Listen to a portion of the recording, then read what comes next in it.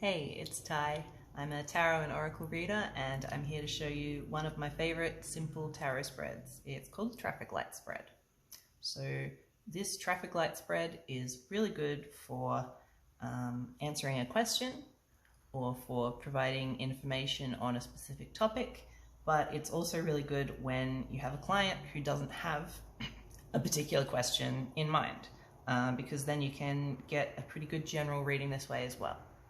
So to begin this traffic light reading, what I usually do is choose a card representing the client, a significator. So this time we'd have, in this example, Page of Swords. And the rest of the placement, really straightforward. It's red light, orange light, green light. So it's something to avoid, something to notice, and some advice. So in this situation, it'd be red light, Nine of Swords, orange light, Devil reversed, green light, Queen of Swords. You can see there it's 3 swords cards, so you have that in common already. That's something to notice. We can see the thing to avoid is staying up at night, losing sleep, overanalyzing, being too anxious, having too much on our plate. Thing to notice is Devil reversed, which to me says like breaking chains. Where are we able to be released from something that's been holding us back?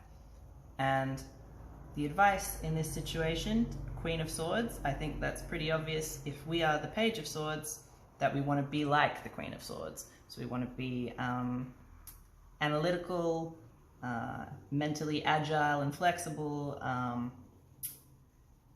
do our research, and think things through without being, excessively worried. Be cool under pressure, not lose sleep over our problem. So that's just a really simple, straightforward way to perform a quick reading, and a really good one to have in your pocket as a spread for when you get a client who is not sure what they'd like to know, because you can just ask, what do they need to know at this time? So I hope you enjoyed that. If you'd like to get a reading with me, all of my details will be in the description below. Hope to see you again soon.